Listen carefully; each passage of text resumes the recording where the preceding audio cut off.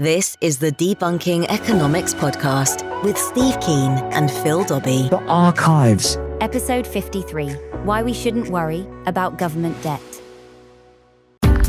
So, are we making life difficult for ourselves for no good reason? That's a question we asked today on the Debunking Economics podcast with Professor Steve Keen. I'm Phil Dobbie. And the reason I ask this is because we're seeing students rack up massive debts to pay their tuition fees, with interest rates in the UK on those fees way higher than the rate of inflation, meaning young people have got less money to spend on houses, or more importantly, less money buying stuff that might actually help the economy grow.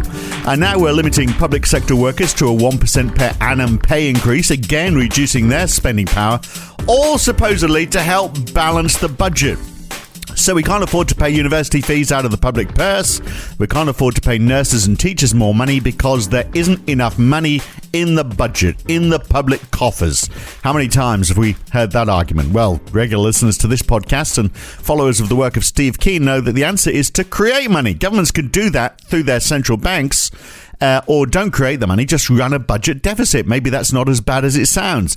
So let's look at both of those options with Professor Steve Keen and try and understand how governments and the central bank works with money. So Steve, the government needs money, so it issues bonds, and the central bank can buy them, and they can be bought by the private sector, or central banks can buy them with the money it creates, and that's quantitative easing. That's what we call QE.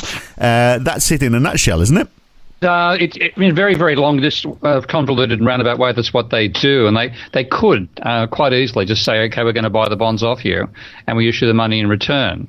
The absolute simplest way to consider this is that the Treasury works out it's going to have a excess of spending over taxation of, say, £1 billion next year. So it issues bonds worth £1 billion, and the central bank says, here's £1 billion, and we've got the bonds. Right. And what happened? And that is all. That is all there is to it. And I want to say, what means the government then, Treasury then has £1 billion in addition to what it expects to get from tax revenue. You beauty, we can go and spend it. Right, but frankly, bonds are, that's a simple. That's a simple way. But bonds are issued for a period of time, aren't they? So normally like a 5, 10 or 30-year bond, and you'd expect at the end of that the government is going to have to pay you back for those bonds, as well as paying you interest in the meantime. In which case, what it does then at that stage, it issues the call to the central bank to issue it the amount of money that it needs to repay the bonds that it's turning over. It basically turns over these debts all the time. And so long as in the realm in which the government's money operates, so long as people accept that money within that realm, it can get away with it. And this is the point which is both the liberating element of the government and the element which economists have always wanted to completely constrain, because they see leading directly to pork barreling. This is where the whole issue of we should talk about the actual, what are the actual steps that take place in the real world, because that's the idealised what could happen. But tell me what really happens. Yeah. Okay. The basic story is the government, first of all, works out and this is through the Treasury, works out what its spending plans are for the year, what its estimates of tax revenue based on the current tax laws are, and that then will lead to an estimate of whether it's going to be in surplus or in deficit. Now, I'll leave the issue of whether it should be or it shouldn't be in one or the other states later in the conversation, but that's what they first of all do.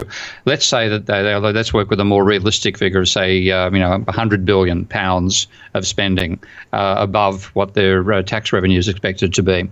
Then they issue £100 billion worth of bonds, and what they'll do in doing that as well is they'll try to time the maturity of the bonds to the expenditures that they're planning as well, which is while they issue 5, 10, 25-year bonds and things like that.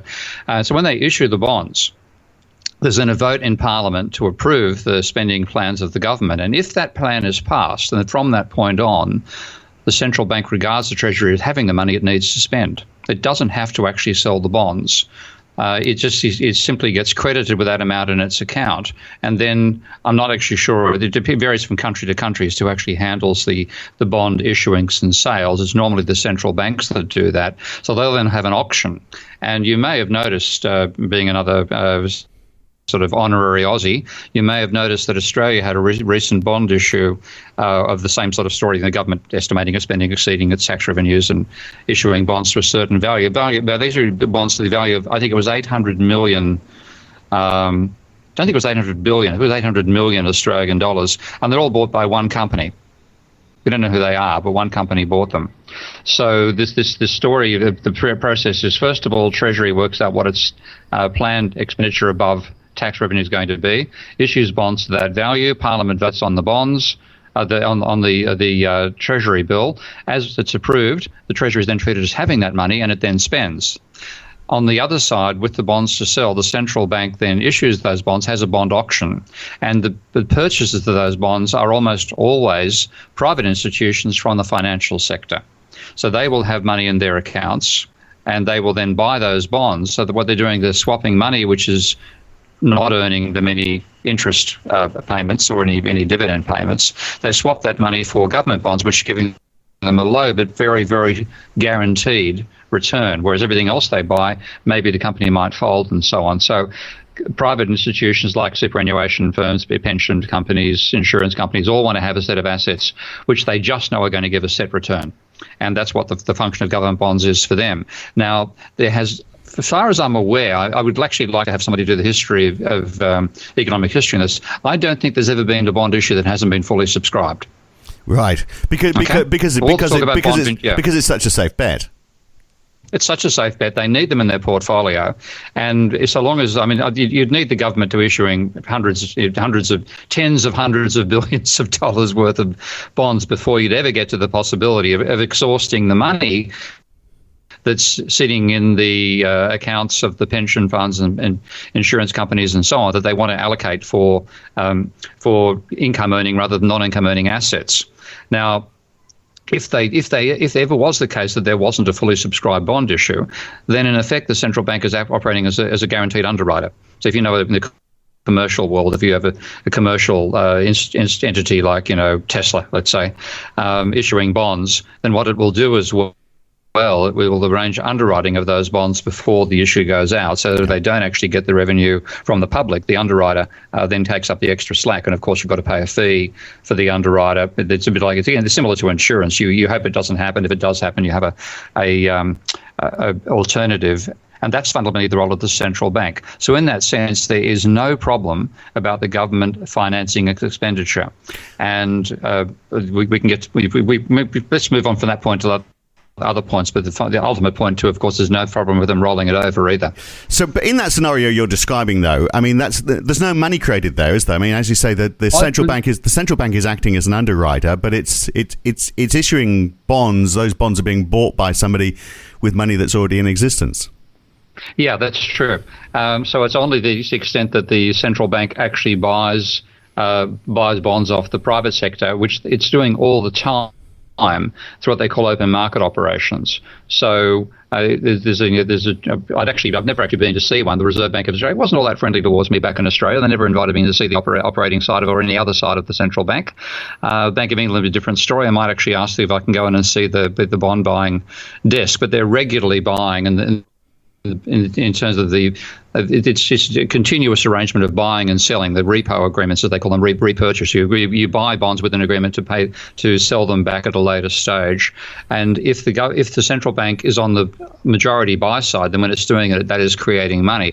But if you think, this is one thing I don't think is actually well enough thought about by some of my colleagues in monetarily aware economics, let's say, and that is that in the situation where the central bank sells all the bonds to the financial sector and the Treasury then spends the money that's been transferred, what you've got is a transfer of money from the financial sector to the real economy. Okay, which is not a bad idea. That's when the government actually issues bonds in the majority, it's not creating money, but it's transferring money out of the financial sector because the financial sector is buying the bonds, and then the Treasury, when it spends an equivalent amount of money, hopefully on things like nurses and fire stations. Now, if you go in the opposite direction, if the government actually tries to run a surplus, then what it's doing is it's rather than trying to, if it actually did get to the stage, which it's virtually impossible for it to get there, but let's say they actually did get there, what they're doing is they're taking money out of the real economy and giving it to the finance sector. So what you're describing there is the normal way of doing business for government. So they have to, they sell these bonds because they've got a shortfall in their budget. The private sector somehow. Well, let's be careful. They say, hey, let's use the right language here. They should be seeing this. They're actually creating money. Or they're trying to inject money into the real economy. That's but it's money that already exists. As you say, it's not a shortfall. In that scenario, you and I have shortfalls. Yeah, that's right, all the time. But I mean, they're not. But it's not. It's not. I mean, that is different. What you've described is different to a situation where the government says, "Oh my goodness, we're 100 billion under. We need to issue bonds." The central bank says, "Well, we can issue bonds, but no one's going to buy them. So I tell you what, we'll buy them ourselves." I mean, they are ultimately being bought by people in the private sector with money that already exists. And as you say, it's money that might be sitting in financial institutions, which finds itself being spent on government projects, perhaps. Yeah, there's a better way of using that money than having it sitting in the finance sector. And if, of course, people think they're being responsible by saying let's run a surplus, what that surplus actually amounts to is transferring money from the physical economy to the paper economy, to the financial sector. And that's the last bloody place we need it right now, frankly. So the whole idea of this being an objective to run a surplus is saying it's an objective to take money out of the real system and put it into financial speculation. What a great use of money. Right, but that's what's happening now. There's nothing unconventional about that approach. What's the term monetary financing then, or monetizing debt, which is forbidden in many countries? It's forbidden directly, but it's allowed indirectly, because if you say that the government cannot create money to finance its investment, which is the usual crap that's been built into the legal procedures of central banks around the world by lawyers being advised by economists that this is a really, really bad thing, we shouldn't let them do. If the central bank, having issued all those bonds and sold them to the financial sector, then buys some of those bonds back in, then there's effectively net money creation, because the actual act of selling the bonds in the first instance ends up being a transfer of money from the financial side of the economy to the real side. If the central bank then buys those bonds back, and by the way, individuals can end up buying the bonds. It was part of a decision not to invest in the property market because I refused to ride a bubble back with my first wife back in the mid-1990s. I actually bought $200,000 worth of Queensland government bonds at the time. All right. Just think how much that has to... I don't want to rub it in, Steve, but just imagine how much that has to be worth now. I should have ridden the bubble. I have no argument with that, but just that my bloody moral sense got in the way and I refused to do it because I saw the bubble starting more further than anybody else did. Usual sort of story. But anyway, that mechanism for money creation is there all the time. But if you think about it, most of that money, when it's created by the central bank, when it sells the bonds back to the when it sells the bonds back to the private sector, it's taking cash out. When it buys the bonds, it's putting cash back in again. So there can be net money creation, but when they do the net money creation, most of that money creation is going to start in the financial sector.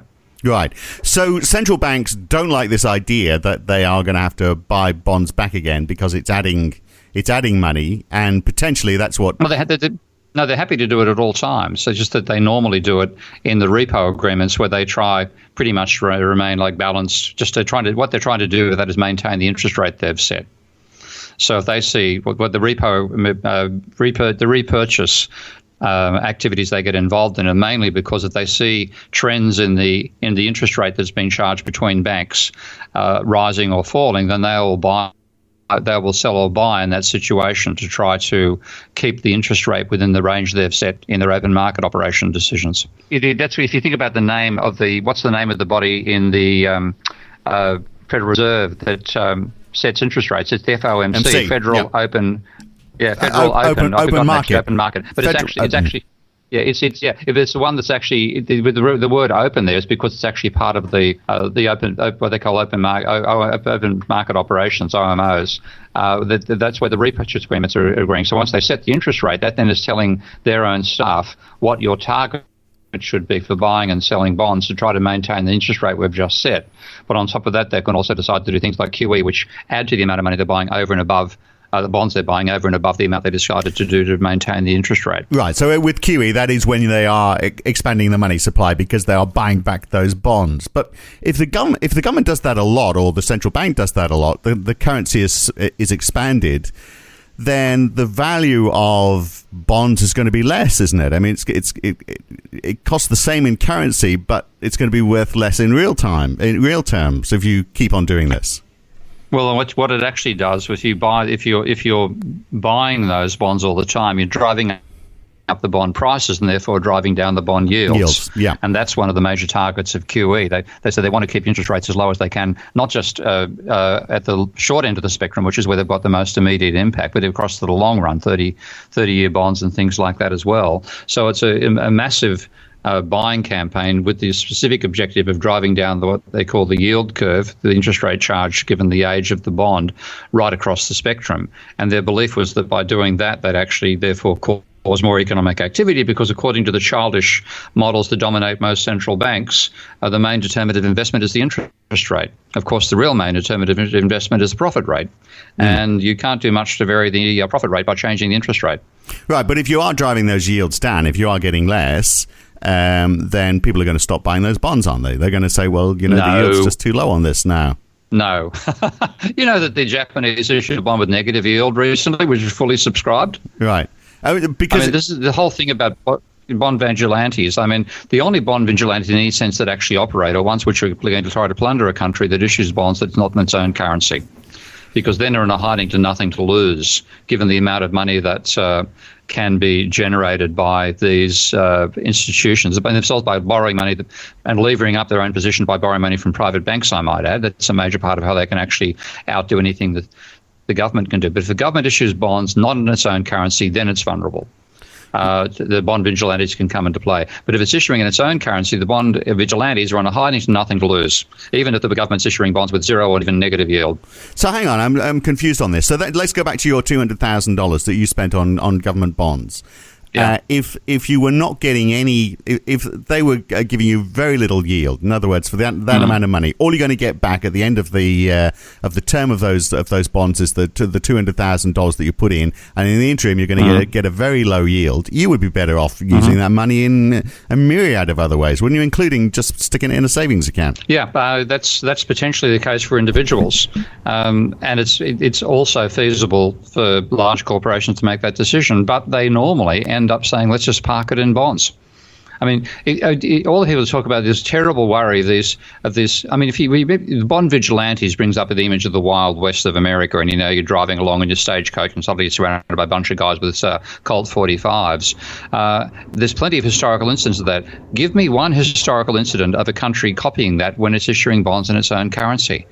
They just end up being purchased because of the needs of the financial sector to have something which anchors their overall spectrum of investments. They're taking positions which are risky in other elements. They might be putting 20% into share markets and 40% into property and so much into overseas markets as well. They want something which is anchored.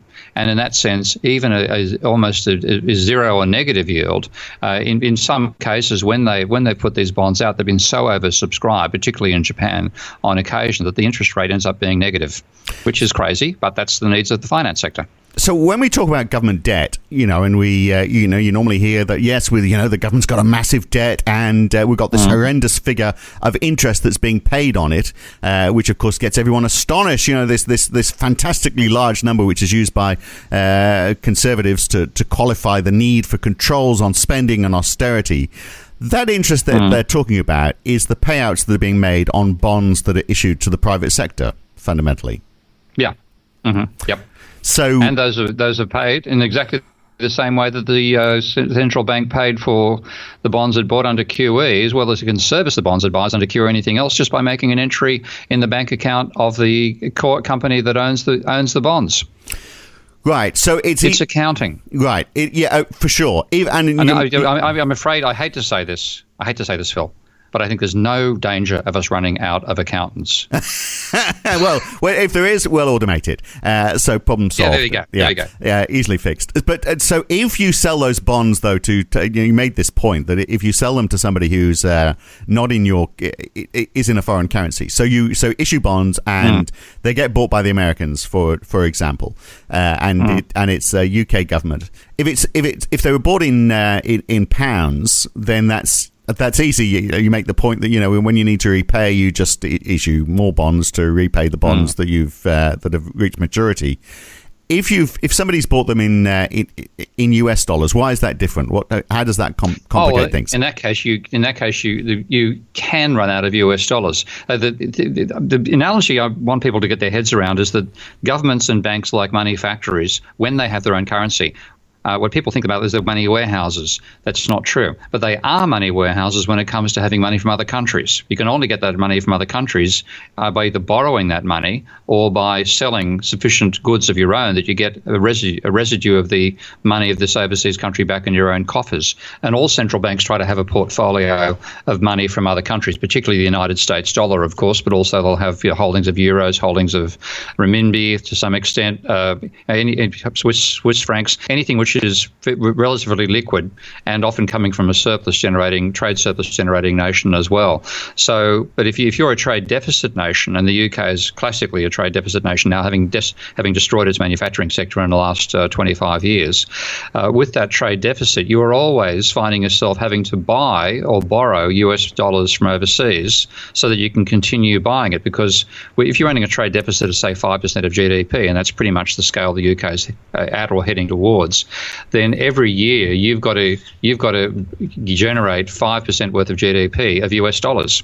Now, you can do that in several ways. Your customers will be saying, I want to buy that Mercedes, so they need euros. So when they make the purchase in pounds, that gets presented by the Mercedes-Benz company to the central bank, and they get euros back.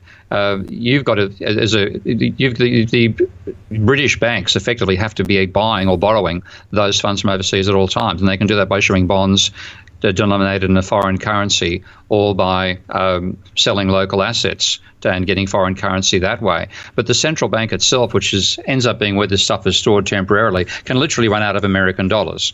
So if you have the situation where whatever mechanism that comes about by a British entity has issued bonds in a foreign currency, and that's a British government entity, if they start running out of those dollars, they're on a hiding to nothing to be screwed by the international speculators saying it's happening, let's drive it down further and force them to devalue the currency, which is effectively what Soros did all those years ago.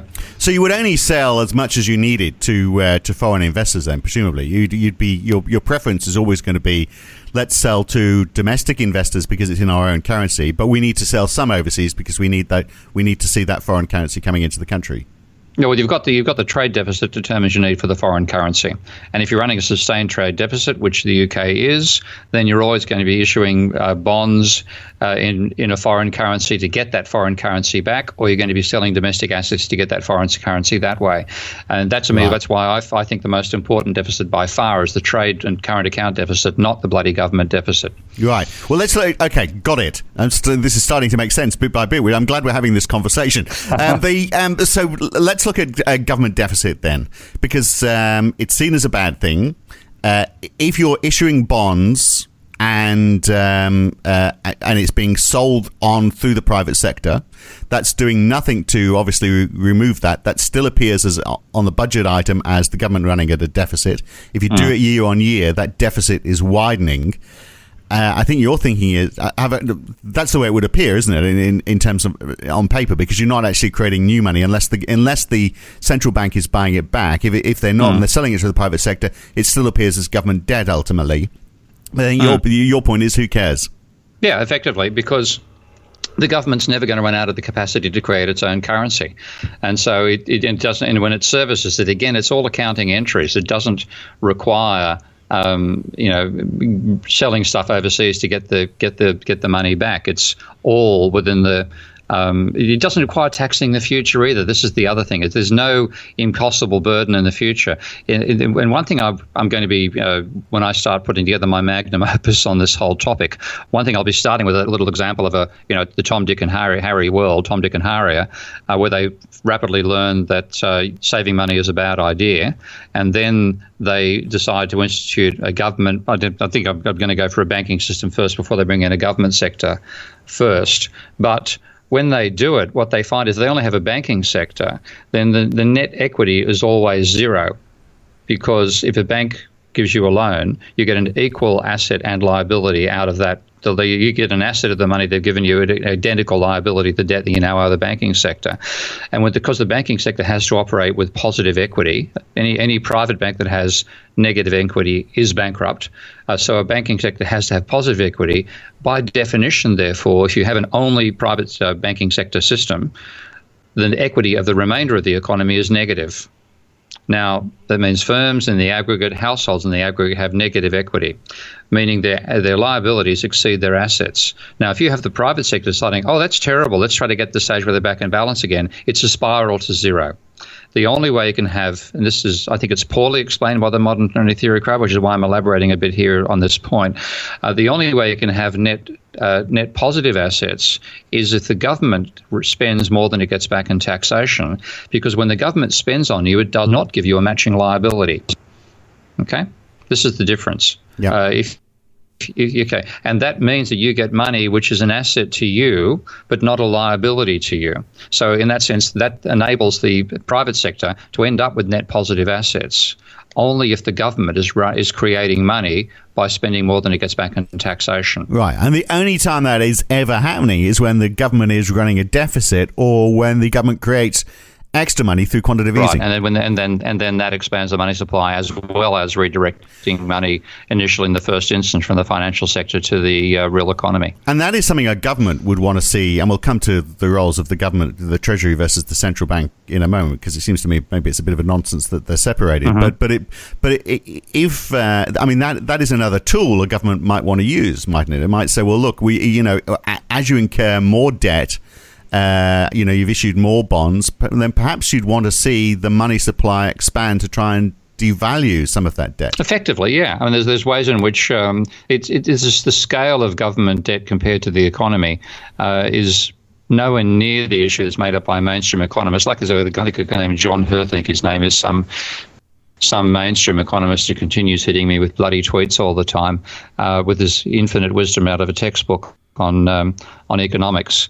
Annoys the hell out of me, frankly.